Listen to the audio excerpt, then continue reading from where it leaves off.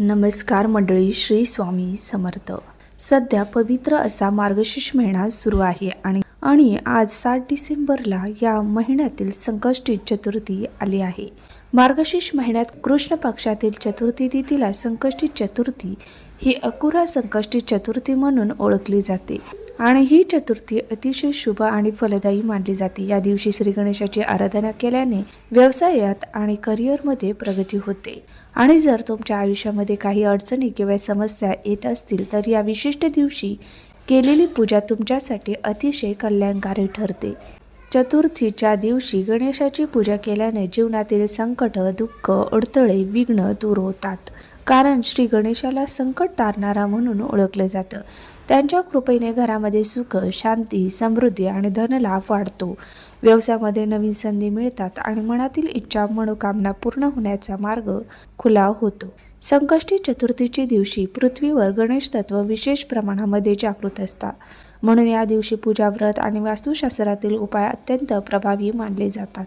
आजच्या व्हिडिओमध्ये मी तुम्हाला एक अतिशय सोपा पण अतिशय प्रभावी असा उपाय सांगणार आहे. रविवार 7 डिसेंबरला वर्षातील शेवटची संकष्टी चतुर्थी आहे. या दिवशी तुम्ही उपवास नाही केला तरी चालेल, पण प्रत्येक आईने आपल्या मुलांच्या कल्याणासाठी एक ठिकाणी एक दिवा नक्की लावायचा आहे. हा दिवा लावल्याने मुलांच्या जीवनातील दोष, संकटे, अडथळे, विघ्न दूर होतात आणि त्यांना अभ्यासात, नोकरीत, व्यवसायात यश मिळते.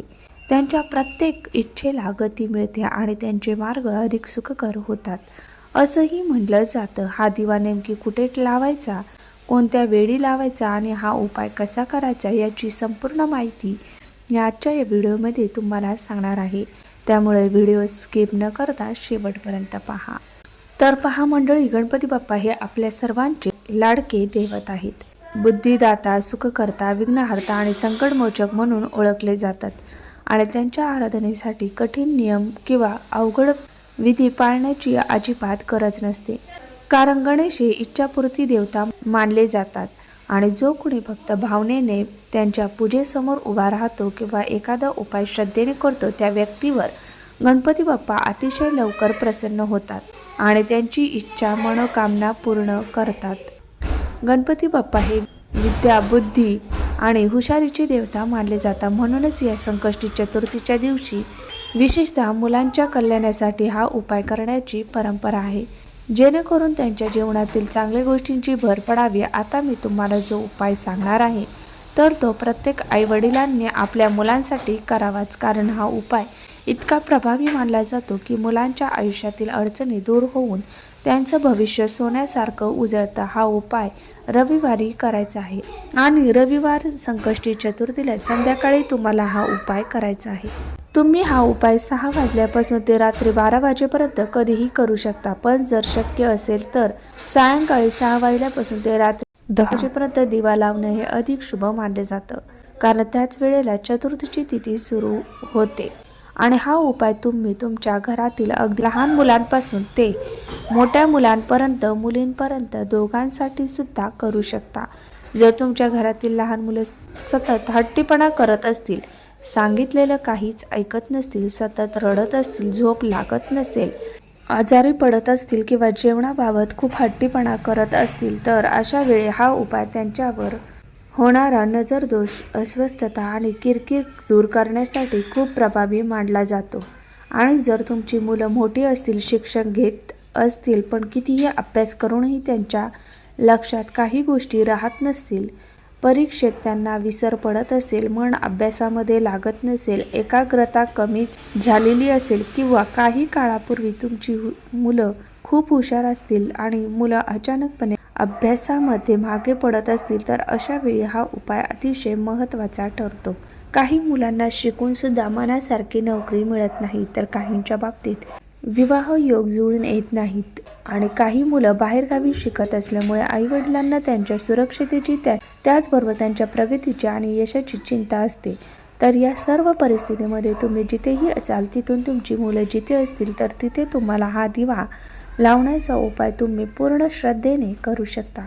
कारण तो अत्यंत प्रभावी मानला जातो आणि मुलांच्या आयुष्यातील संकट, अडचणी, अडथळे दूर करण्याची क्षमता यामध्ये आहे. तर तुम्हाला हा उपाय कोणत्या वेळेत करायचा आहे हे आता तुम्हाला स्पष्ट समजलंच असेल. गणपती बाप्पाच्या मूर्तीवर तुम्हाला स्वच्छ पाण्याने किंवा पंचामृताने किंवा कच्च्या दुधाने अभिषेक करायचा आहे. अभिषेक करत असताना तुम्हाला गणपती अथर्व शीर्षाचं पठण करायचं आहे किंवा ओम गण गणपते नमः या मंत्राचा जप करू शकता. आणि अभिषेक केलेले जे पाणी असणार आहे, म्हणजे जे तीर्थ असणार आहे, तर ते तुम्हाला आवर्जून मुलांना थोडं थोडं पाजायचं आहे. कारण यामध्ये एक देवी शक्ती असते आणि त्यामुळे मुलांच्या अनेक समस्या दूर होतात. त्यानंतर धूप दीप अगरबत्ती लावायची आहे. गणपती बाप्पांना गुळ खोबऱ्याचा नैवेद्य अर्पण करायचं आहे. जास्वंद फूल किंवा लाल रंगाचं फूल असेल तर ते अर्पण करायचं आहे. आणि त्यानंतर सायंकाळी तुम्हाला हा एक उपाय करायचा आहे. सायंकाळी हा उपाय करण्याआधी सुद्धा तुम्हाला तुमच्या देवघरामध्ये गणपती बाप्पांच्या समोर दिवा लावून घ्यायचा आहे. धूप अगरबत्ती लावायची आहे. त्यानंतर हा उपाय तुम्हाला करायचा आहे. उपाय करण्यासाठी तुम्हाला एक मातीची पंती लागणार आहे. मातीच्या पंतीमध्ये ज्या सकारात्मक लहरी असतात तर त्या दिव्यामध्ये खूप जास्त असतात. दिवा घेताना चांगला का कुठेही तुटलेला फुटलेला खराब झालेला असा दिवा घेऊ नका. अगदी तुम्ही अगोदर वापरलेला असला तरीही चालेल, फक्त खराब झालेला दिवा नसावा. चांगला दिवा तुम्हाला घ्यायचा आहे. त्यानंतर त्या दिव्यामध्ये आपल्याला मोहरीचं तेल घ्यायचं आहे. मोहरीचं तेल घालण्याचा जास्तीत जास्त प्रयत्न करा. मोहरीचं तेल तुमच्याकडे नसेल तर तुम्ही जे कोणतेही तेल तुमच्या पूजेमध्ये दिव्यामध्ये वापरतात ते तुम्ही तेल घातलं तरीही चालेल. आणि त्या दिव्यामध्ये तुम्हाला थोडीशी चिमूटभर पिवळी मोहरी टाकायची आहे. पिवळी मोहरी नसेल तर तुम्ही काळी मोहरी टाकली तरी सुद्धा चालेल. त्यानंतर या दिव्यामध्ये आपल्याला दुहेरी कापसाची वात लावायची आहे. आणि जेव्हा तुम्ही दुहेरी कापसाची वात बनवणार आहे तर त्या वातीला थोडंसं कोरडं हळद आणि कुंकू लावायचं आहे. म्हणजे जी वात आहे तर ती तुम्हाला थोडीशी लाल पिवळी बनवायची आहे. आणि त्यानंतर अशी ही वात तुम्हाला त्या दिव्यामध्ये लावायची आहे. त्यानंतर एक प्लेट घ्यायची आहे. त्या प्लेटमध्ये तुम्हाला हळद कुंकू पाणी मिक्स करून एक स्वस्तिक काढायचं आहे. आणि त्या स्वस्तिकावरती हा जो दिवा आहे तर तो तुम्हाला ठेवायचा आहे. त्यानंतर हा दिवा आपल्याला आपल्या देवघरामध्ये गणपती बाप्पाच्या मूर्तीसमोर किंवा फोटोसमोर ठेवायचा आहे. त्यानंतर हा दिवा प्रज्वलित करायचा आहे. दिवा प्रज्वलित केल्यानंतर त्या दिव्यामध्ये 5 काळे मिरे टाकायचे आहे. अखंड काळे मिरे घ्या, कुठेही खराब झालेले असे घेऊ नका. त्या दिव्यामध्ये तुम्हाला टाकायचे आहेत. आणि त्यानंतर आपल्याला 5 कापराच्या वड्या घ्यायच्या आहे. भीमसेनी कापूर तुमच्याकडे असेल तर भीमसेनी कापराचे तुकडे तुम्हाला घ्यायचे आहेत. नसेल तर साधा कापूर घेतला तरीही चालेल. आणि या 5 कापराच्या तुकडे सुद्धा तुम्हाला त्या दिव्यामध्ये टाकायचे आहेत. त्यानंतर दिव्याला हळद कुंकू अक्षदा फुलं अर्पण करायचे आहे. धूप दीप अगरबत्ती उवळून घ्यायची आहे. त्यानंतर तुम्हाला तिथेच एक आसन टाकून देवघरासमोर बसायचं आहे. आणि गणपती बाप्पाचं अथर्व शीर्षम तुम्हाला 3 वेळा पठण करायचं आहे. 3 वेळा जर तुम्हाला शक्य नसेल तर तुम्ही एक वेळेला केलं तरी सुद्धा चालेल. जितकं जास्त तुम्ही पठण कराल तितके जास्त तुम्हाला फळ प्राप्त होईल. शक्य नसेल तर एक वेळेला सुद्धा केलं तरी चालेल. त्यानंतर तुम्हाला गणेश स्तोत्राचं पठण करायचं आहे.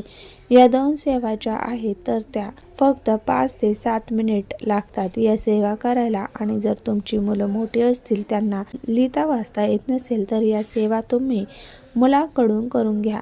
मुलं लहान असतील, मुलांना शक्य नसेल तर आईवडिलांनी मुलांसाठी केले तरीही चालेल. आणि जर तुमची मुलं बाहेरगावी शिकायला असतील तर स्वतः आईवडिलांनी या सेवा केल्या तरी सुद्धा चालतील. यानंतर दोन्ही हात जोडून तुम्हाला गणपती बाप्पाकडे मुलांची प्रगती होण्यासाठी, त्यांचे सर्व संकट अडचणी विघ्न दूर होण्यासाठी मनोभावे प्रार्थना करायची आहे. आता हा दिवा तुम्ही चतुर्थीला लावल्यानंतर तुम्हाला कंटिन्यू 21 दिवस हा उपाय करत राहायचा आहे. 21 दिवस तुम्हाला दररोज संध्याकाळी हा दिवा जो आहे तर तो तुम्हाला तुमच्या देवघरामध्ये गणपती बाप्पाच्या समोर लावायचा आहे. आणि फक्त या दिव्यामध्ये असणाऱ्या वाती आपल्याला बदलायच्या आहेत. आणि त्याचबरोबर 5 काळे मिरे जे आहेत तर ते सुद्धा तुम्हाला दररोज बदलायचे आहे.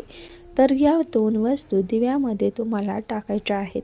आणि याच पद्धतीने हा दिवा तुम्हाला दररोज लावायचा आहे. दररोज तुम्ही ज्या वाती आणि काळे मिरे बदलणार आहे तर ते तुम्हाला एका डब्यामध्ये साठवून ठेवायचे आहे. आणि 21 दिवस तुमचे पूर्ण झाल्यानंतर 22व्या दिवशी तुम्हाला या सर्व वस्तू दिव्यामध्ये घ्यायच्या आहेत. आणि आपण ज्या बदललेल्या कापसाच्या वाती काळे मिरे आहेत तर त्याच्यासोबत तुम्हाला 5 ते 6 कापराच्या वड्या ठेवायच्या आहेत. आणि तुम्हाला त्या प्रज्वलित करून जाळून टाकायच्या आहेत. कापूर वड्या तुम्हाला बदलण्याची गरज नाही, कारण कापूरवाड्या या विरघळून जातात. हा उपाय जर तुम्ही 21 दिवस केला तर नक्कीच त्याचा अनुभव तुम्हाला आल्याशिवाय राहणार नाही.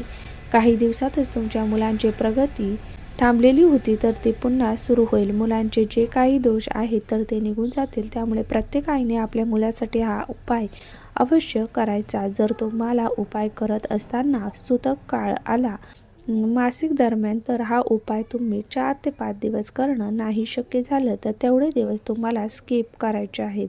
म्हणजे तेवढे दिवस तुम्हाला सोडायचे आहे आणि पुढे कंटिन्यू तुम्हाला हा उपाय करायचा आहे. म्हणजे 5 दिवस तुम्ही हा उपाय आणि 6व्या दिवशी तुम्हाला काहीतरी अडचण आली तर तेवढे दिवस तुम्हाला सोडायचे आहेत आणि पुन्हा 6व्या दिवसापासून तुम्हाला हा उपाय करायचा आहे.